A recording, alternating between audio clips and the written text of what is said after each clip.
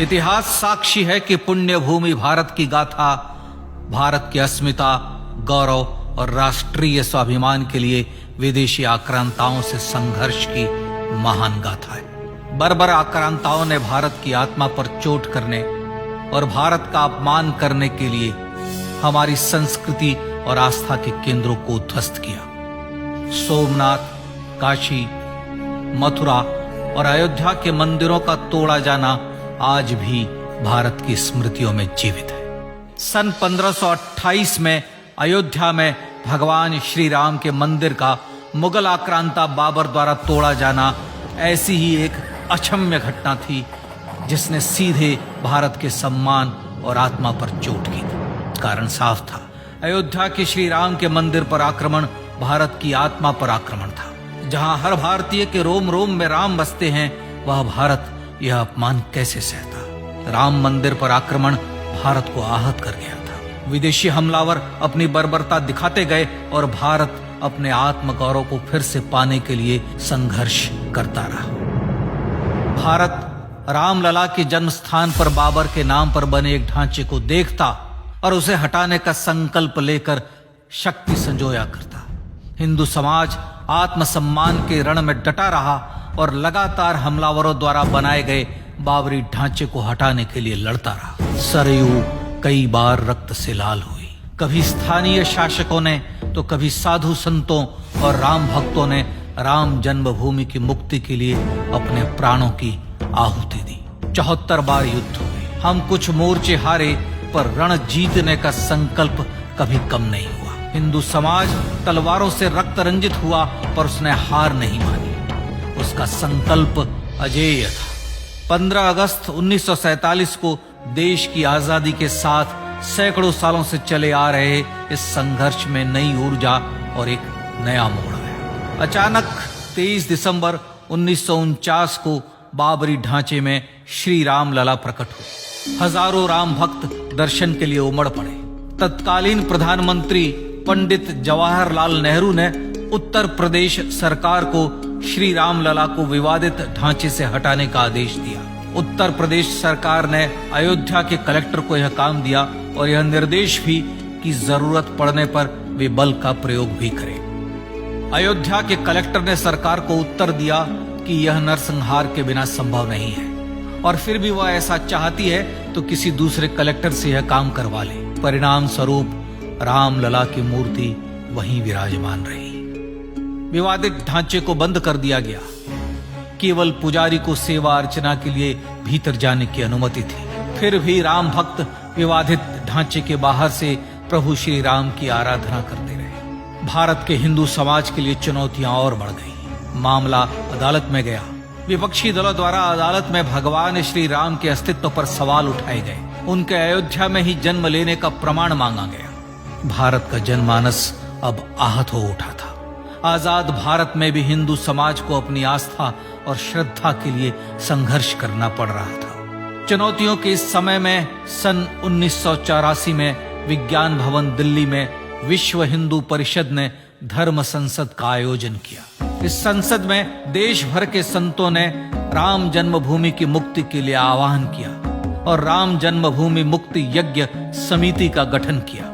धर्म संसद ने राम जन्मभूमि की मुक्ति और वहां भगवान श्री राम के भव्य मंदिर बनाने के भारत के जनमानस के संकल्प को फिर से दोहराया। विश्व हिंदू परिषद के नेतृत्व में मंदिर निर्माण के लिए पूरे देश में अभूतपूर्व आंदोलन की शुरुआत हुई। श्री राम जन्मस्थली मुक्ति यज्ञ समिति के साथ देश भर में राम जानकी की रथ यात्राएं निकली। राम लीलाओं में राम कथा के माध्यम से भारत का आम जन फिर से जुटा।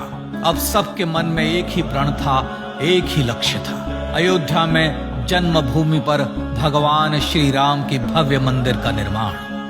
सन 1989 में विश्व हिंदू परिषद द्वारा गांव-गांव से रामशिला पूजन करके अयोध्या भेजी गई। 2,75,000 गांवों से रामशिलाएं अयोध्या पहुंची। भव्य राम मंदिर के शिलान्यास का निर्णय हुआ। पूज्य संत महात्माओं और हिंदू समाज के अन्य प्रमुख नेताओं के निर्णय के अनुसार अनुसूचित जाति के प्रमुख नेता श्री कामेश्वर चौपाल ने 9 नवंबर 1989 को मंदिर निर्माण का पहला पत्थर रखा। राम जन्मभूमि पर मंदिर निर्माण के लक्ष्य की पूर्ति के लिए सन 1990 में सोमनाथ से अयोध्या के लिए श्री लाल कृष्ण आडवाणी ने रथ यात्रा की शुरुआत की। देश में जन भावनाओं का ज्वार उमड़ने लगा। श्री लाल कृष्ण आडवाणी के रथ यात्रा के साथ साथ मंदिर के लिए जन समर्थन बढ़ने लगा और छद्म सेकुलरवाद बेनकाब होने लगा। इस जन आंदोलन को रोकने की तमाम कोशिशें हुई पर सब व्यर्थ हुई। विश्व हिंदू परिषद ने देशवासियों से अयोध्या में जन्मभूमि पर मंदिर निर्माण के लिए 30 अक्टूबर और 1 नवंबर 1990 को कार सेवा का आह्वान किया। परिणाम स्वरूप लाखों राम भक्त कार सेवा के लिए देश के कोने कोने से अयोध्या आए। इससे देश की एकात्मता का विराट दर्शन हुआ। कार सेवकों को रोकने के लिए उत्तर प्रदेश के तत्कालीन मुख्यमंत्री श्री मुलायम सिंह यादव ने अयोध्या में परिंदे को भी पर न मारने देने की घोषणा की। स्थितियां गंभीर हो गई। अयोध्या से 100-100, 200 किलोमीटर दूर रेलगाड़ियां रोक दी गई। अयोध्या युद्ध भूमि बना दी गई। मार्ग बंद, रेल बंद, चप्पे चप्पे पर पुलिस।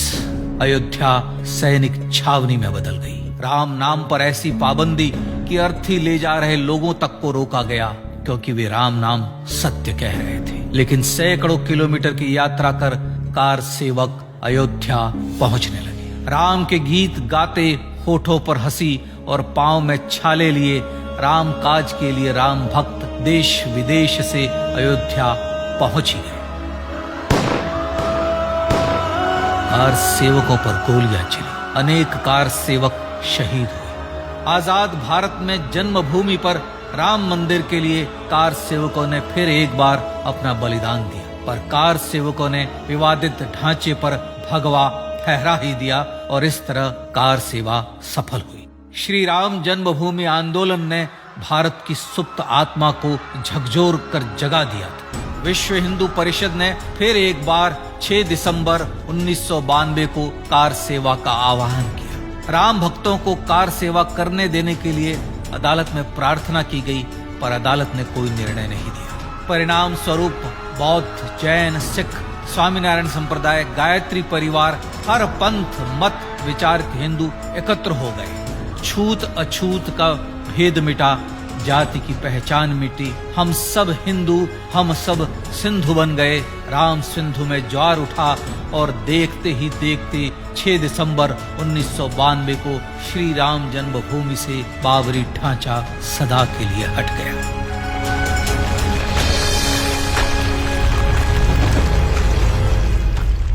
यह क्षण शौर्य, न्याय और सत्यमेव जयते का क्षण था। यह तो धर्मस्ततो जय का क्षण था। पर संघर्ष की गाथा यहां जाकर भी नहीं रुकी।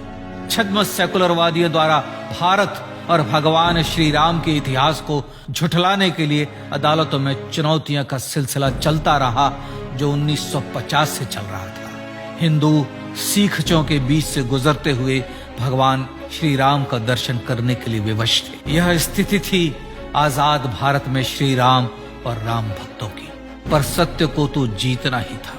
आखिरकार देश के सर्वोच्च न्यायालय के 5 जजों की खंडपीठ ने 9 नवंबर 2019 को ऐतिहासिक निर्णय दिया और यह कहा कि अयोध्या जन्मभूमि परिसर की पूरी 67 एकड़ भूमि रामलला की। और न्यायालय ने भारत सरकार को जन्मभूमि पर मंदिर बनाने के लिए एक ट्रस्ट बनाने का आदेश दिया।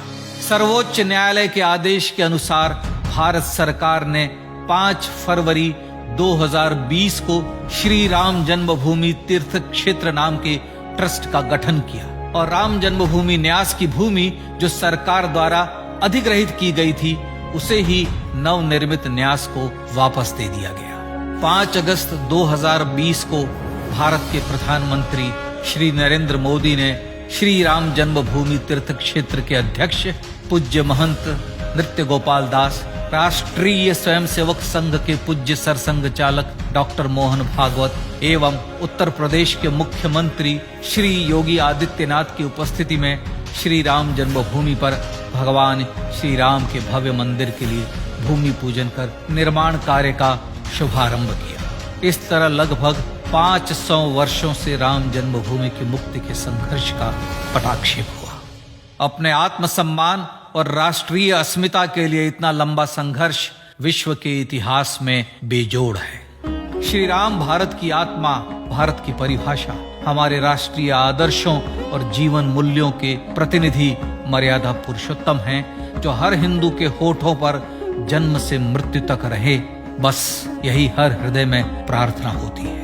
राम भारतीय राष्ट्रीय स्वाभिमान और आसेतु हिमालय से समुद्र पर्यंत तक जन जन को एकात्मता के बंधन में बांधने वाले रक्षा सूत्र है। अयोध्या स्थित श्री राम जन्मभूमि पर बाबर का हमला वास्तव में भारत के स्वाभिमान और राष्ट्रीयता पर हमला था। प्रधानमंत्री श्री नरेंद्र मोदी द्वारा श्री राम जन्मभूमि पर राम मंदिर का पुनः निर्माण न केवल बाबरी मानसिकता का पराभव है, बल्कि संपन्न, सुखी, सुसंस्कृत, सर्वशक्ति संपन्न स्वराष्ट्र का सूर्योदय भी है। यह उस राम राज्य की दिशा में वह कदम है जिसकी अभिलाषा राजराजेंद्र चोल, कृष्णदेव राय, छत्रपति शिवाजी महाराज से लेकर महात्मा गांधी तक ने की थी।